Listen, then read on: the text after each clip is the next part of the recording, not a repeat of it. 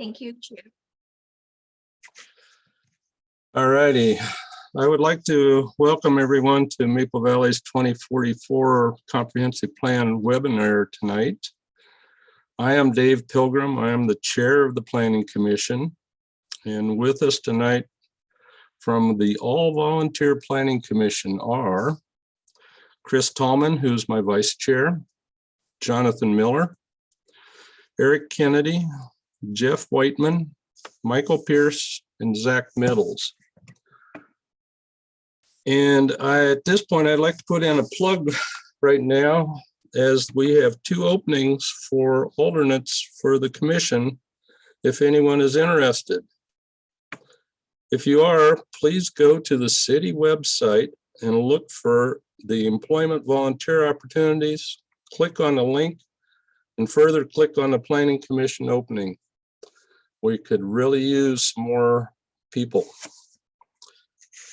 Staff who are present tonight are Tani Dalzell, who's our Community Development and Public Works Director, Matt Torpe, Community Development Manager, Amy Taylor, who's in the audience, is our Senior Planner, Lance Farrell is a Senior Planner, Stephen Chen, City Engineer, Amy Shaw is a Senior Project Engineer, Joseph C., who's a Senior Project Engineer, Haley Kimball, who's Surface Water Management NPDES Program Manager, Rebecca Harbor, who's a Planning Intern, and Debbie Yankee, who is our Permit Coordinator Administrative Assistant. And these are the people who really run most of the city day to day and help guide the future of Maple Valley. Our city council members who are in attendance tonight, I've seen 2 so far, was Sean P. Kelly, our mayor, and Sid Dawson. The other city councilors are Dana Parnello, who was our deputy mayor, Les Burbury, Linda Johnson, Victoria Shroff, and Deedham Pearson. Also in attendance is our city manager, Laura Philpott. The presentation tonight will be done by Matt Torpe and our consultant, Casey Bradfield, with the Burke Consulting Group. And with that, I will turn it over to Matt to start the presentation. Thanks. Thank you very much, Chair Pilgrim. Thank you, everybody, for joining us tonight. Those of you that couldn't join us at the live event on the 20th, you guys missed out. I got to say, it was a fun event. We had 150 people show up, not including children. It was probably the best attended event other than our 20th anniversary that we've had in the city. So I want to thank people that are here that were also there. And for those that were not able to attend in person, we're going to recreate what you couldn't see in person. So I'll jump right in. So as you can see with the agenda here, we're going to have a fairly brief presentation by myself and Casey. It'll be about 10 minutes or so. And then we'll transfer over to Lance and Amy, who will run our Kahoot trivia game about Maple Valley and have you sign up for raffle prizes, which Tani has in her office, she put together. And then we'll open it up for questions and answers at the end. So again, thank you very much for attending our kickoff event. We appreciate it very much and look for your input. So what is a comprehensive plan?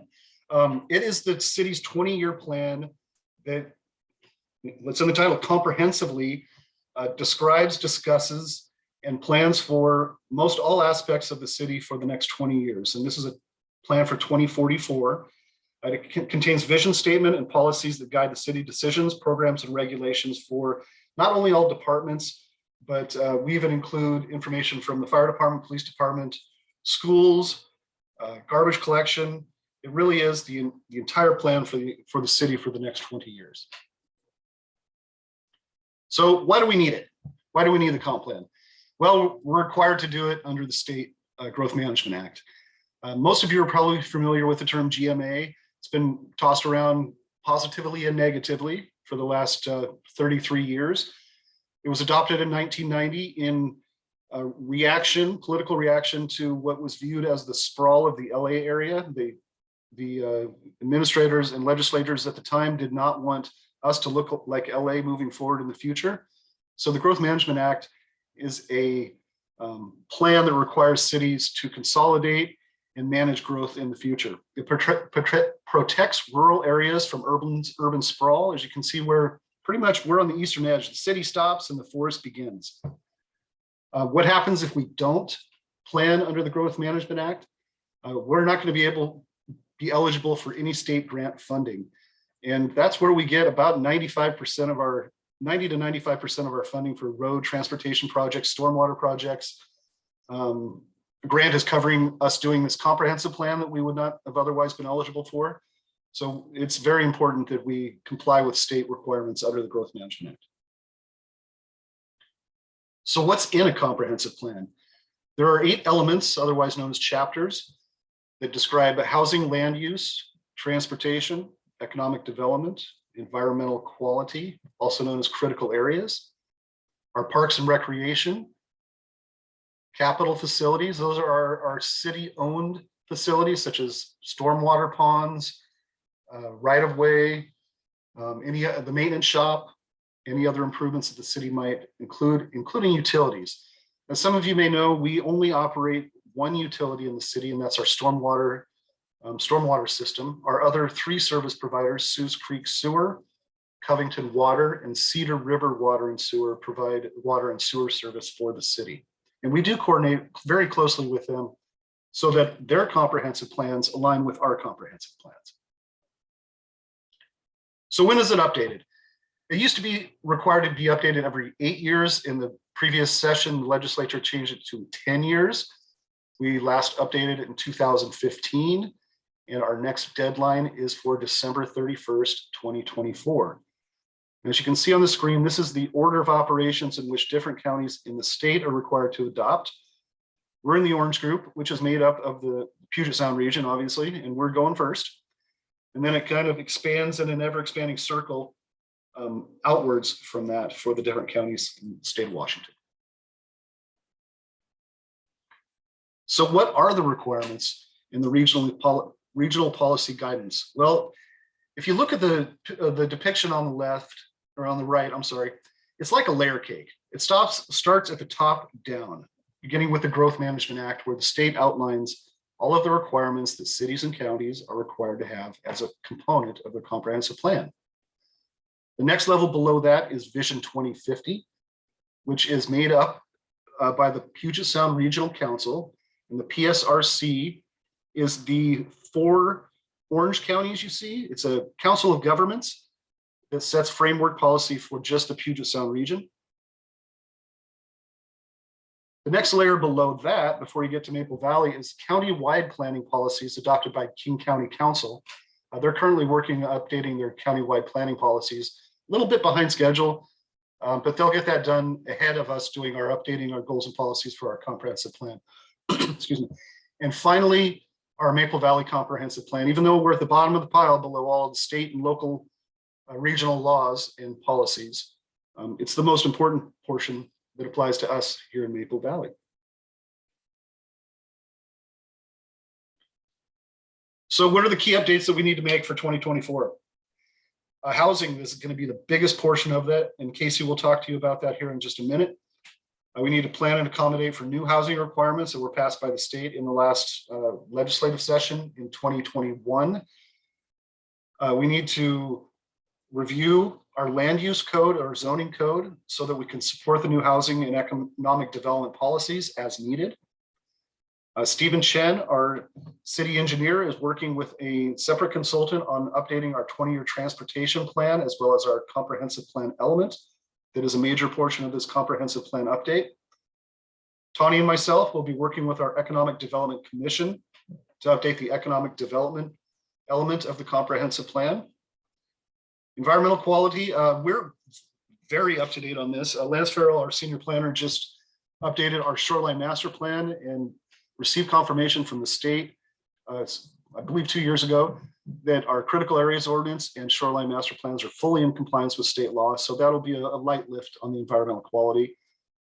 Parks and Recreation, a year and a half ago, our Parks Department, Dave Johnson, the Parks Director, and Assistant City Manager updated the Park, Recreation, Arts, and Open Space Plan in conjunction with his requirements, and that will be incorporated into our comprehensive plan. And then we'll update our city-owned facilities list. As I said before, we'll coordinate with the 3 different utility districts and make sure that our comprehensive plans and their plans align with what we're doing. And with that, I will turn it over to Casey Bradfield with Burke Consulting to dive a little bit deeper into the required key elements of our comprehensive plan update. Casey, it's all you. Great, thank you, Matt. So as Matt mentioned, the last time the city did a major update of the comprehensive plan was 2015. And since that time, there have been updates to the State Growth Management Act and also updates to the regional planning guidance.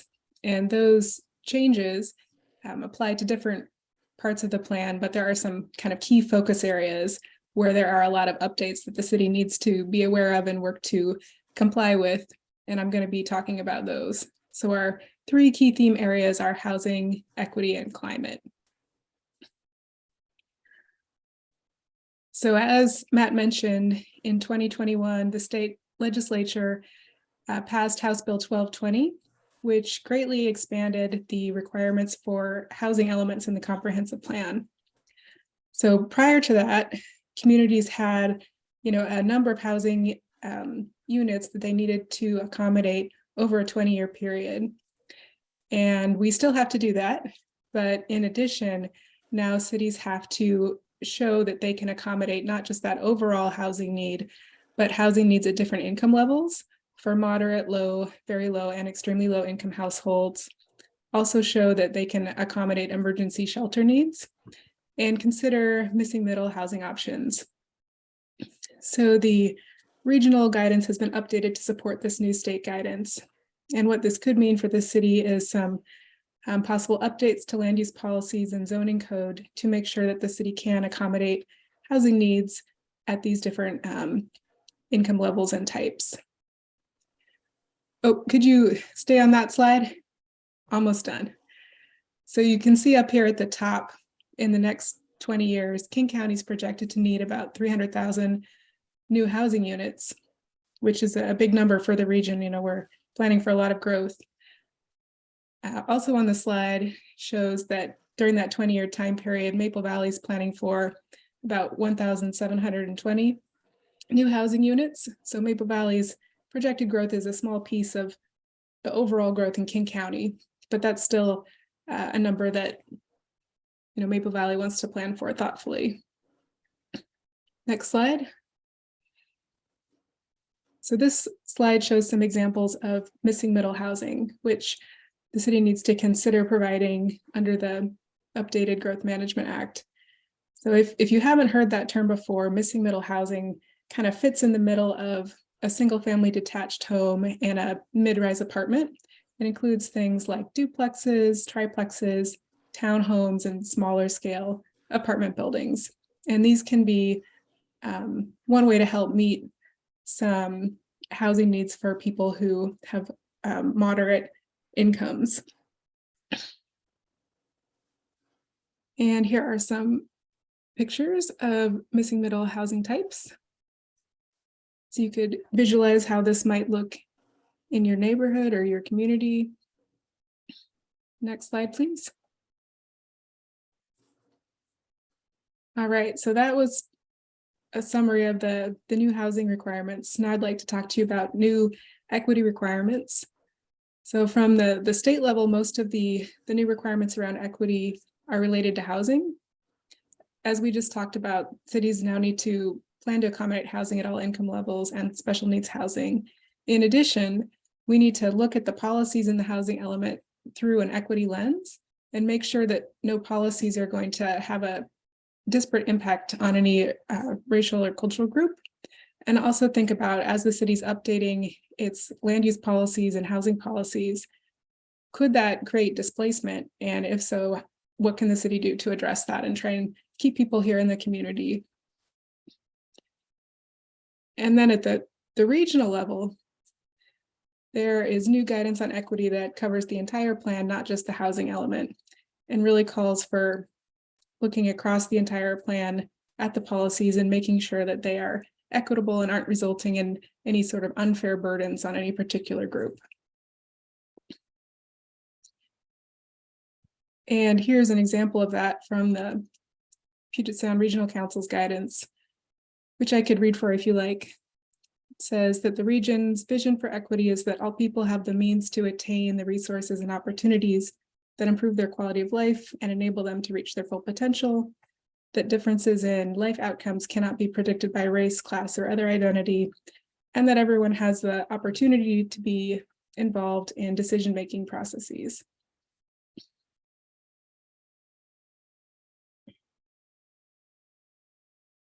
This slide shows one of the policy framework tools that we'll be using with the city to help look specifically at the housing element and make sure that the new updated housing policies do not have any racially disparate impacts. And I'd be happy to talk more about this if people have questions during the Q&A.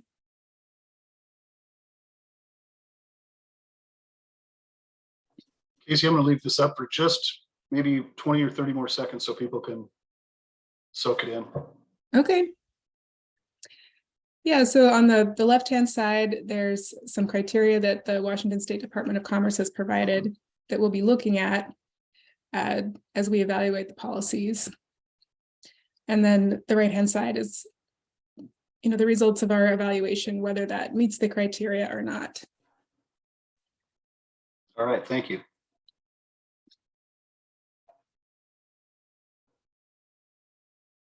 So the last key theme of new requirements that I'm going to talk about is climate.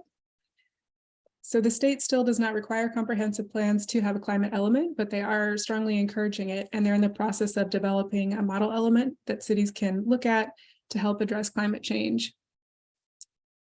At the regional level, there are some requirements that Maple Valley needs to meet, specifically from the Puget Sound Regional Council. We have to show that the cities consider different impacts of climate change, such as increased flooding or increased heat events, and what could be done to address those. And then in the King County countywide planning policies, there's some new requirements that apply to the city for promoting greenhouse gas reduction and a few other things. And, fortunately, Maple Valley is kind of ahead of the curve on this one, already developing a climate action and resiliency plan. So we'll be working to incorporate some of the work from that plan into the comprehensive plan update.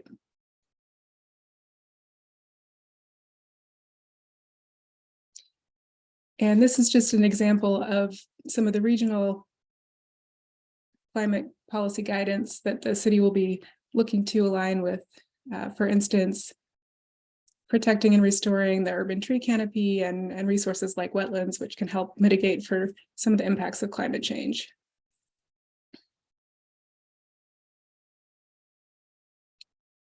All right, and that concludes my summary of the three themes. Back to you, Matt. Yeah, thank you, Casey, very much. So obviously we're starting on the left and working to the right. This is our kickoff meeting, so we're just getting going. Our Planning Commission chair and the planning commissioners are having a joint meeting on February 13th with our city council, and they will be introducing public participation plan. And we're just starting our data gathering portion, and we'll be working through the spring and summer with both the Economic Development Commission and our Planning Commission, more specifically on the economic development element and the housing element, to get some draft goals, policies, and analysis put together. We hope to have a very first rough draft by probably mid to end April, and we'll work through that with our city planning commission through the summer. By the end of this year, we hope to have, not hope, we will, I can be confident, we will have a draft plan for public review. In that same period of time, it is anticipated that our planning commission will review, respond, and make a final recommendation to city council prior to the end of 2023. And then in 2024, we'll have our SEPA process, which is the State Environmental Protection Act. And we will introduce it to council and go through the council's review process. All along, we'll have a number of public hearings, pop-up events, and other community engagement. Speaking of which, Here's how you can help work with us as a city to provide as much public engagement and information from the public as possible. I really hate this plan to be written by 10 people. I'd rather have it written by 500. So that's kind of the end goal here, is to get as much public input as possible. So this will be the end of our presentation. Here's some more information. You can go to our Maple Valley website. It's going to be very clearly labeled under what's happening and news and notices, to link to our community development page and the comprehensive plan update, as well as our climate action and resiliency plan hub webpage. And I'll leave this up for just a minute in case any of you want to jot this down, or you can just shout out to me. My email is at the bottom, and I'd be happy to get you any links and more information as much as possible. So with that, I will stop sharing my screen. Now I'm happy to turn it over to Lance Farrell, our senior planner, and Amy Shaw, our senior project engineer, and they're going to take you through a fun little Maple Valley trivia game. And sign you up for raffle prizes too. All right. So we're going to play a game called Kahoot. But before we start that, I want to remind you that after this is going to be the Q&A. So if you have questions, or if you don't, please give us your email address. That puts you into the running for a random draw prize. And also, if you're interested in gaining more information about the comp plan, this is a perfect way to get it. As Matt said, we really appreciate all of you being here this evening. And in addition, this is going to be a great document if we get a lot of people involved. Also, as Matt said, we don't want just a few people's input. We want everybody. This is your community, and this is a great opportunity for you to be able to be involved and help shape your community going forward. That being said, Amy's going to get it started here, and this is the game. It's called Kahoot. So you have multiple ways to join. One, you can go on the app and take a picture of the QR code. Or if you're on your computer and you're like some people and have a dual monitor, you would be able to go to www.kahoot.it, and then you would put in that game PIN number. It will auto-generate a name for you. If you don't like the first one that's selected, you do have the option to spin again. So, okay, perfect. We at least have two people. Now, what's going to happen is if the question that comes up is a little wordy, you're going to get 30 seconds to answer that question. It isn't always the first person that gets the most points. It's the person that gets it right the quickest. So there's going to be 20 questions, and interspersed with those questions are going to be 10 about Maple Valley trivia as a city in general. And it's going to be another 10 questions about what Matt and Casey talked about in regards to what a comp plan is and what our requirements are for that. I'll give you a little bit more time to sign up to play, and then we'll get started. It's a very easy game. What I would recommend is not looking, unless you logged in under the Kahoot website, I would recommend looking at your device.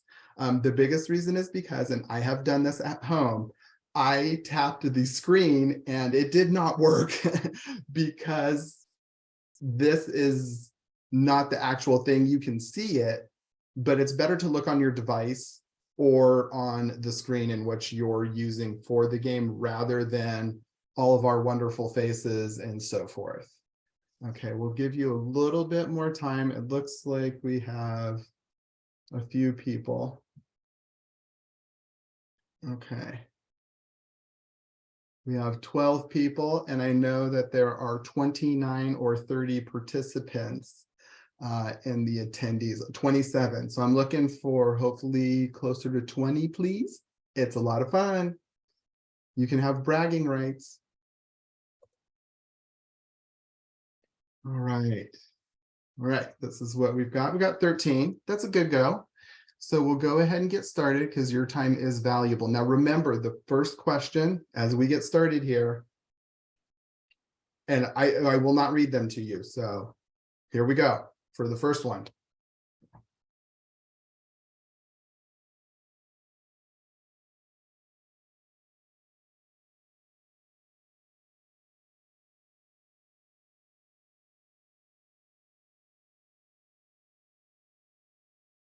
All right, I think there's two more people to answer. There we go. All right, yes, the city did become a city in 1997. I will age myself and let you know that that was 2 years after I graduated high school. All right, we're 7 people got that correct. So let's go on to the next slide. So we have Diplomat Alpaca in first. That's very close. Good job. All right, we're going down to number 2.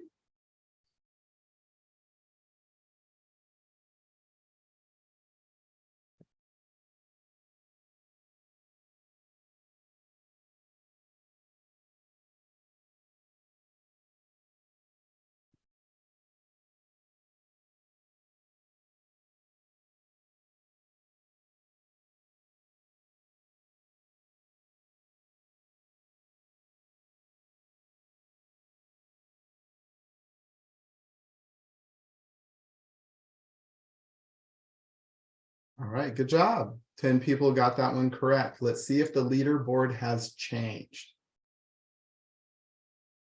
Oh, we still have the alpaca in the lead, but Magic Quail is making a strong move for first place.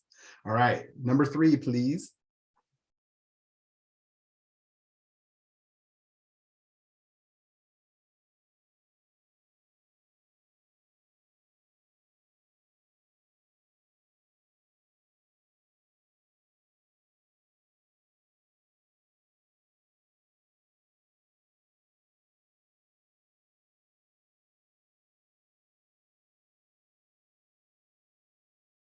Oh, good job.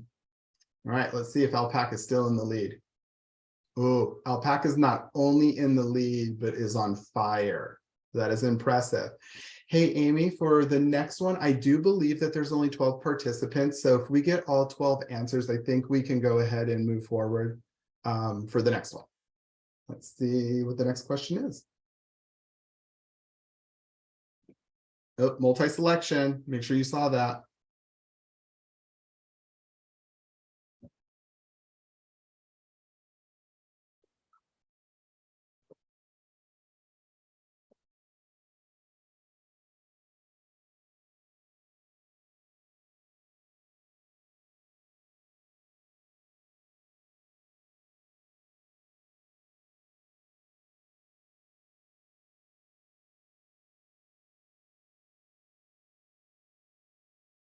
All right, let's see what we got.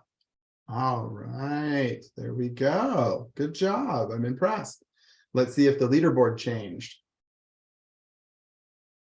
Oh, the bronze lion is now in first place and silly unicorn. Good job. All right, we are on to number 5.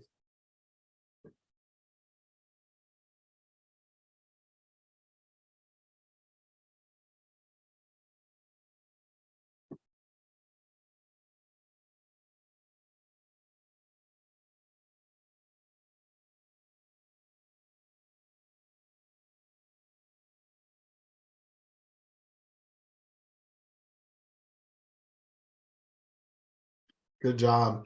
For those that got it wrong, don't feel bad. I actually also got that wrong when I played the game. All right, let's see if there's a change in the leaderboard. All right, wow. So we are a quarter of the way. Let's see, what's number 6?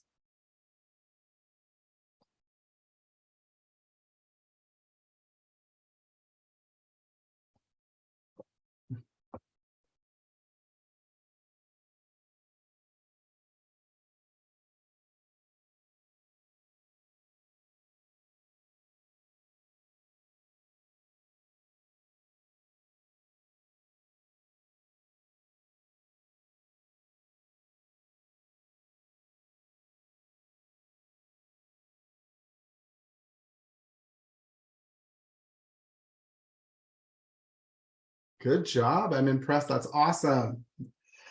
Let's see if anything has changed.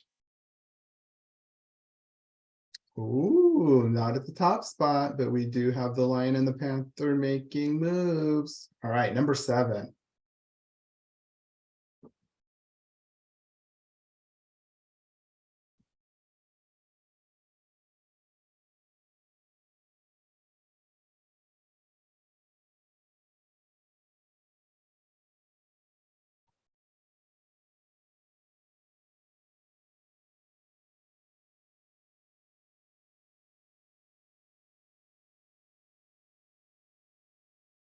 Okay, good job.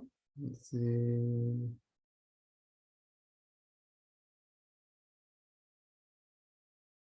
Oh, I'm surprised there's no change. Good job. Let's go to number 8.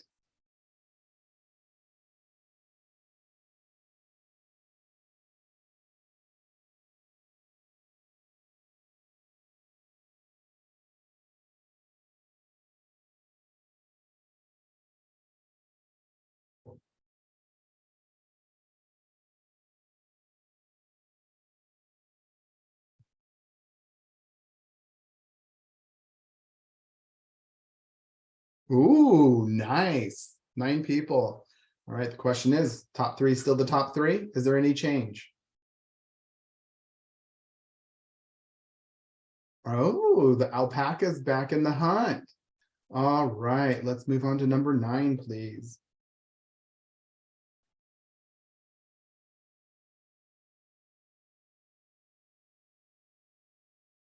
Oh, easy, 50-50.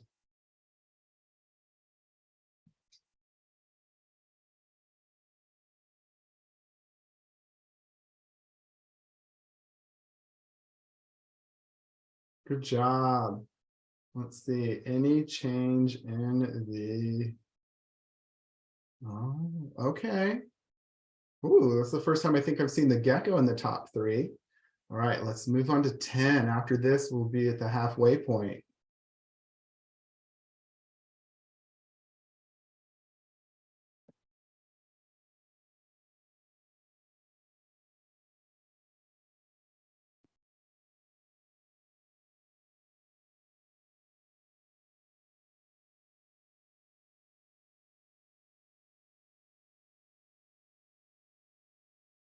Wow, everybody answered that one quick.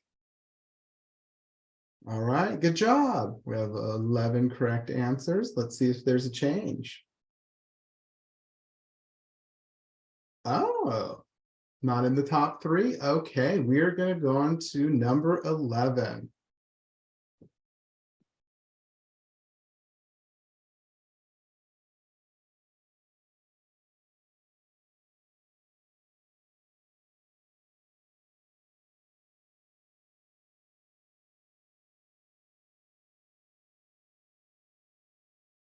Okay, everybody's in. I also got that one incorrect. Good job. Let's see, what is that? Oh, the boa. Good, quick move. We're not done yet. On to number 12.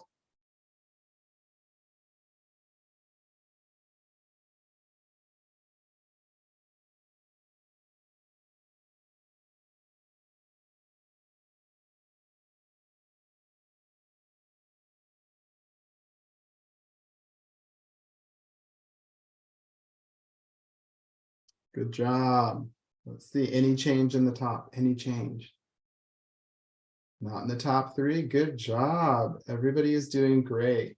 We are on to lucky number 13.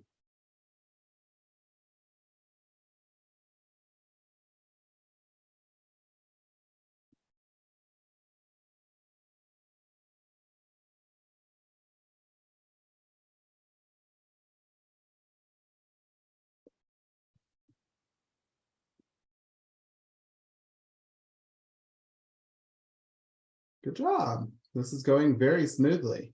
Let's see, any change, any change? Oh, no changes. I'm impressed. Everybody is doing great. Now we're on to number 14. 50-50.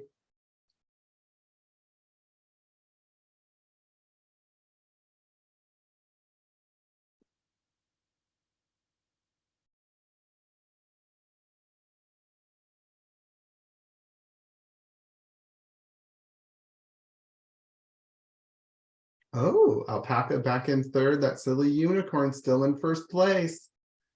All right, now we're going down number 15. After this, we only have 4 more after this one.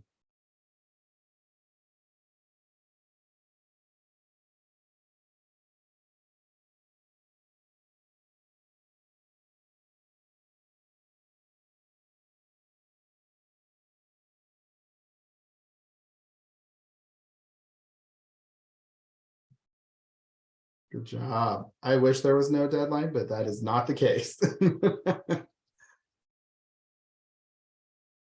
Ooh, boa and the witty panther is on fire. This is impressive. We have a few more to go. Let's see what happens.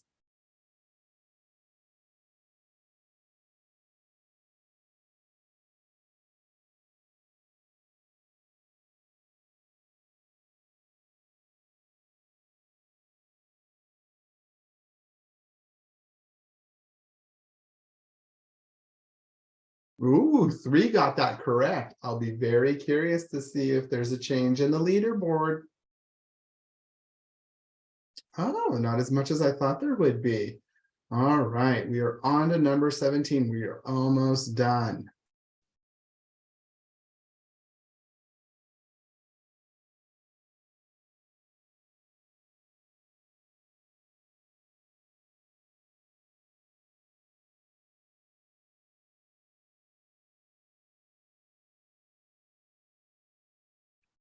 Sweet. Everybody got it right. That's awesome. Uh-oh. Uh-oh. We have 3 more to go. Let's see how this plays out.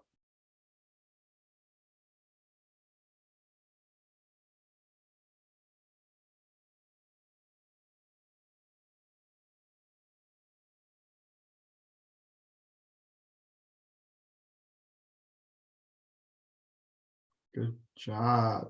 That is good. Okay. Let's see. Let's see. No movement at the top. We've got 2 more. Let's see how we go into number 19.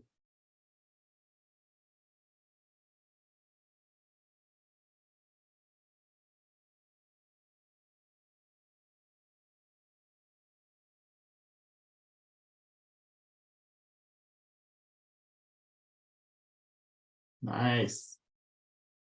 Any changes? Ooh, a little bit. All right. Now, before we go into the next one, don't forget Q&A is next. If you're not already signed up in it, there you can do questions. Again, please give us your email. It's really important for us to be able to reach out and pick your brain and get ideas from you and your family on what we can do in the future of our city. It's greatly appreciated that you're here. It shows that you care and that you are concerned at what happens in our city, and we greatly appreciate that.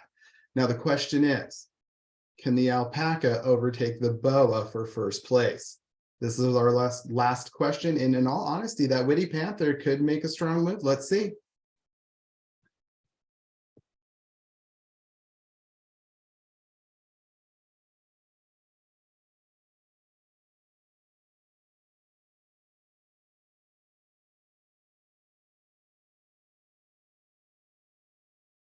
I love it. Everybody got that correct. Let's see if there's a change. Third place, the silly unicorn. Good job. Second, the alpaca. And number 1, who might it be?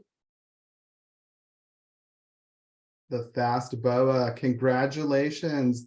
We do, oh, and 4th witty panther, 5th bronze lion. We do want to thank you for participating. And now we will move to the Q&A.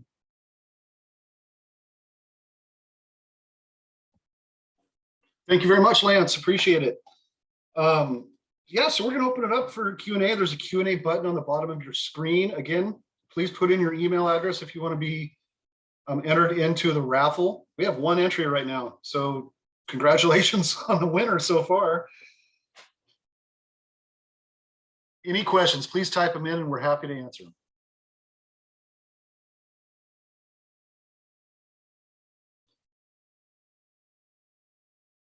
Oh, come on, somebody asked me something. Let's go.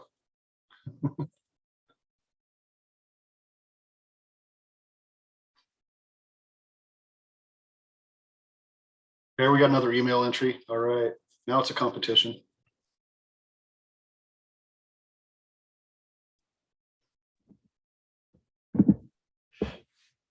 I have a question. Yeah, Jonathan. So the legislative session that's currently underway, will that conclude prior to prior to completion of our discussion on the housing element?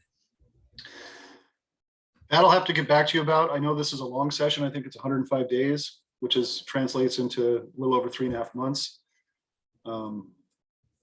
So just thinking of the timeline, no, it will not conclude prior to our initial discussion in a draft housing element. Okay, so the reason I ask is because it does have an impact. And so there may be some things we just have to, assumptions we have to make by the time we conclude that portion. Yeah, absolutely. It's a moving target in a way. All right, hey, we got a question from anonymous attendee. What are the requirements to join the Planning Commission? You have to live within the city of Maple Valley and be available for in-person or hybrid meetings on the first and third Wednesdays of the month from 6 p.m. till 8 p.m. There is an interview, there is a questionnaire that you fill out and you are interviewed by City Council. But we are looking for participants. We want a wide variety of people.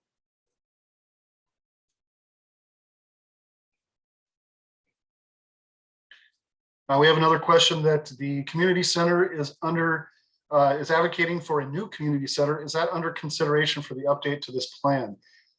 The community center is a separate portion from the comprehensive plan, even though it is a city-owned asset and it will be identified in the capital facilities element. Future updates or new community centers are not directly a part of the comprehensive plan update.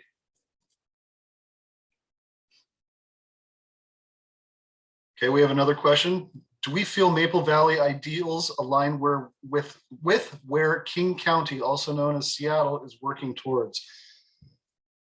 Well, we do align our ideals with the King County planning policies as we have to.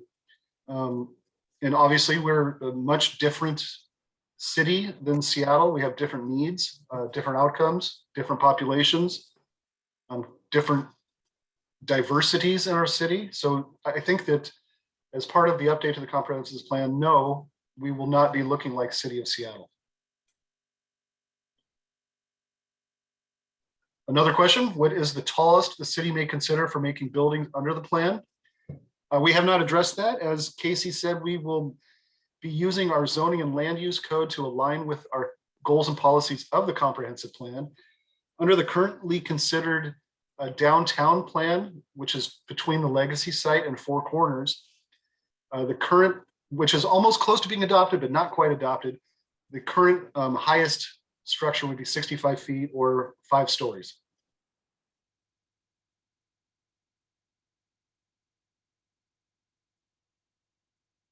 So good question so far.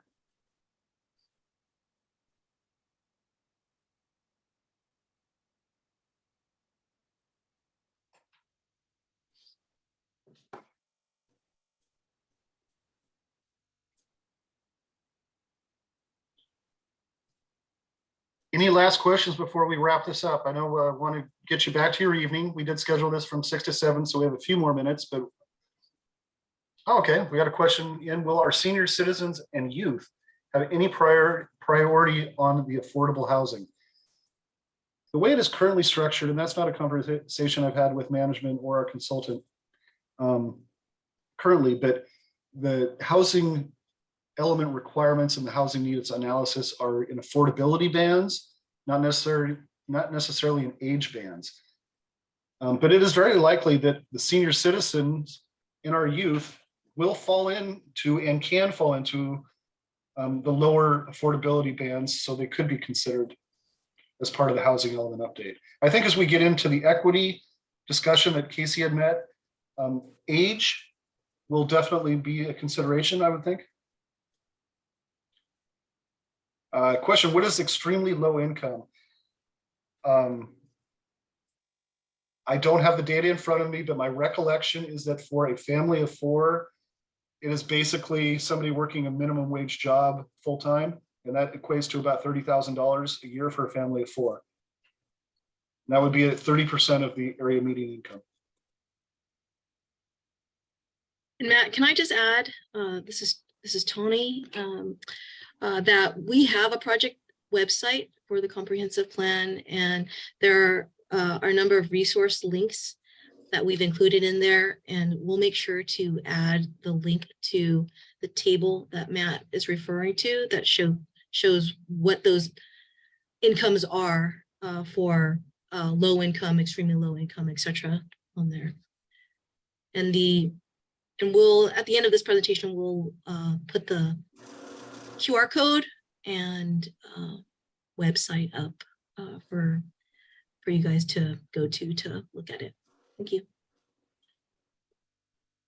Okay, so we have somebody requesting if we can post a link to be part of the planning commission. They know that I stated it, but they missed that. And I'm going to ask Tawny to pull up a link and drop it into the chat here, if she can, to the volunteer portion of our website for the planning commission application.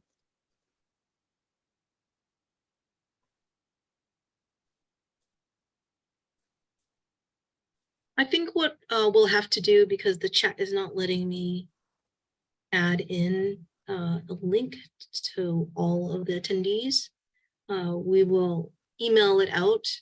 If you send me the email and the Q&A, we'll email it out to you.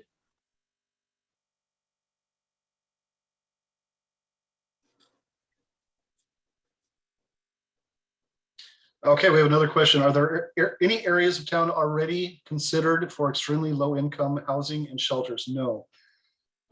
As we've said previously, this is just the kickoff meeting for the plan. We have not identified any areas. Generally speaking, under state law, I believe they need to be within proximity of transit as well as arterials. So, think Highway 169, Kent Kangley, Whitty Road, those are our main arterials, so there would need to be some proximity to those areas, but no, we have not identified any areas of Maple Valley for consideration of affordable housing or low-income areas.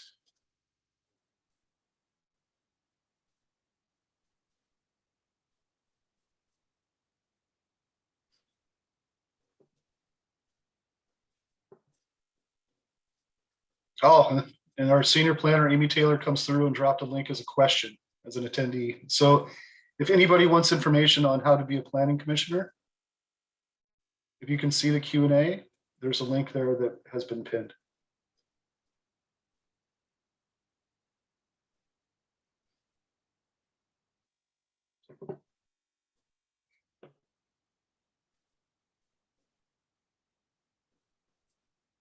All right, Chair Pilgrim, just a few more minutes left.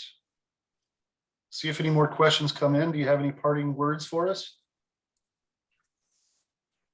Yes, I do.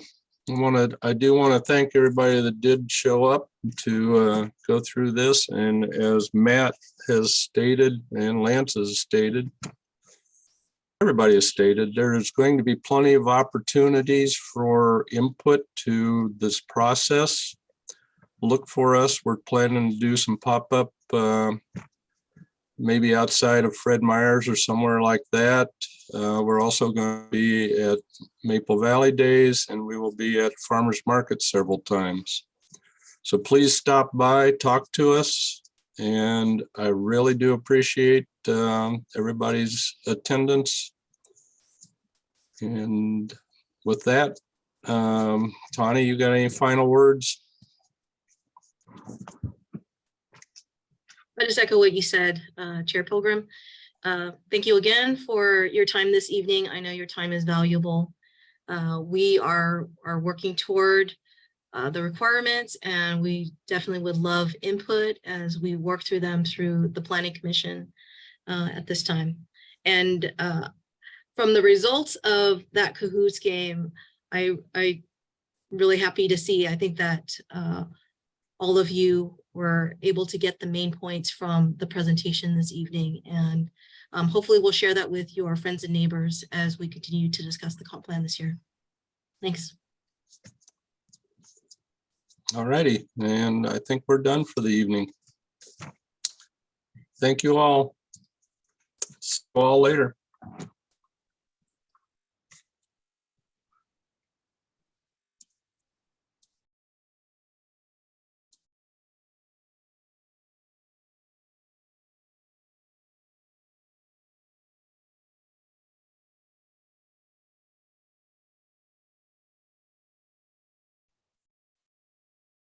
Debbie, if you could stop the recording.